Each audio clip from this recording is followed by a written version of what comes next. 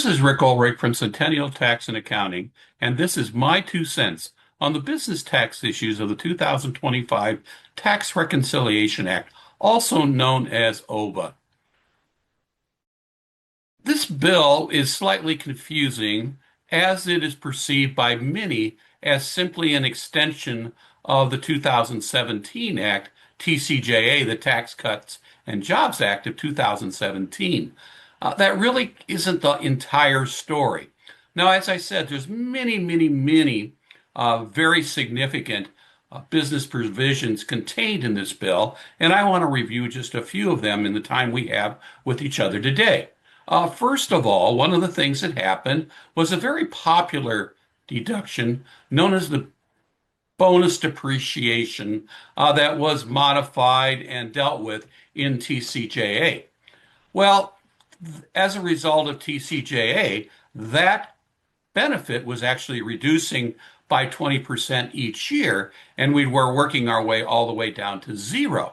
However, as a result of the new bill, bonus depreciation is back at 100% level. So if you do in fact buy qualifying property, you're going to be able to deduct 100% of that cost on the date that it was in fact placed in service.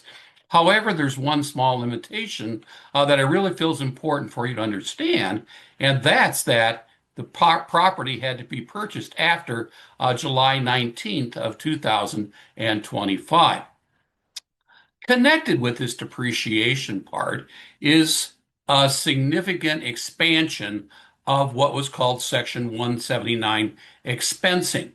And 179 expensing was the ability to do a lot of the same kind of things, but it's different than bonus depreciation, which would allow an amount of the asset purchased and placed in service in a particular tax year to be deducted at whatever amount that the taxpayer deemed to be appropriate in their situation. Now, that 179 limit was increased all the way to $2.5 million. Now, that plan is subject to a cost of living adjustment on an annual basis. So each year, that $2.5 million number is increased. Also, there's a cap.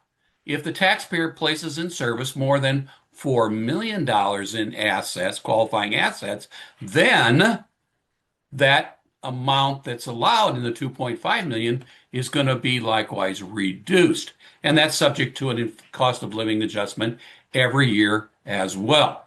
One of the very popular deductions that came about as a result of TCJA was something called the qualified business income deduction. And what that was essentially for qualifying business income, and there were all kinds of certain caveats associated with that in regards to there was situations of something called an SSTB, which is a professional type business pretty much that was restricted on that. But qualifying businesses were in fact, allowed in fact to deduct 20%. Now that one was supposed to disappear on December 31st of 2025, and this act made it permanent.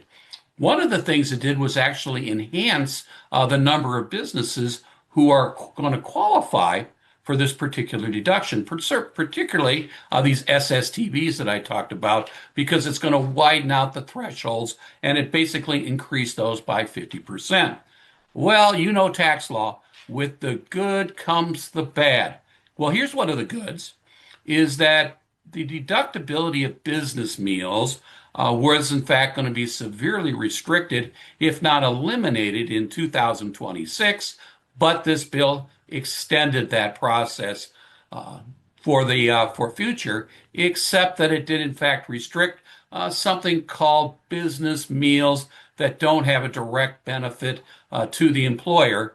And those happen to be those types of, the office lunch, in-house office lunch, where you buy lunch for the staff, something of that particular nature. Now, we're still going to be at the 50% for most business meals, and actually some were enhanced as well. But basically, if you just kind of think about, hey, the good news, everything was as it was before regarding business meals, except we've had this reduction of the ability to take these in that office staff meal type situation. One of the other things that is a annual chore for business taxpayers is that they're required to issue Form 1099 NEC and MISC to individuals who perform certain services, for that business. For years and years and years, that threshold of the requirement of the reporting has stood at $600. However, for payments that occur after December 31st of 2025, that amount is actually going to increase to $2,000. And that's going to be subject to an annual cost of living adjustment every year. So you might find yourself in a position of having to issue less of those dreaded 1099s also. One of the other things that's happened is there's been a lot of controversy, or at least discussion, about when I receive a credit card over during the course of business for my service or my goods, and there'd be reporting on a Form 1099-K. And the limit was sitting at 20,200 transactions for many, many years, and it was going to be reduced, down to $600 was what's going to happen. Well, the good news for a lot of these transactions, what are called third-party payees, we're going to go back to the 20,000 and the $200. So what you might find is actually receiving less 1099Ks in the future. There's a couple other little kind of interesting tidbits. If you're constructing a business for producing chemical or agriculture, reduced property, there's 100% bonus depreciation associated with that you can elect into. The products have to be associated with agricultural and chemical use. Or one of the other kind of interesting things is that the capital gains from certain qualifying farmland property are going to be able to extend the payment period associated with this. Now, those benefits that I talked about are nowhere close to everything is, but those are kind of the highlights, at least in my mind. And so you might want to visit with your tax professional and get the information. But this is Rick Ulrich with my 2 cents on business tax issues for 2025 tax reconciliation.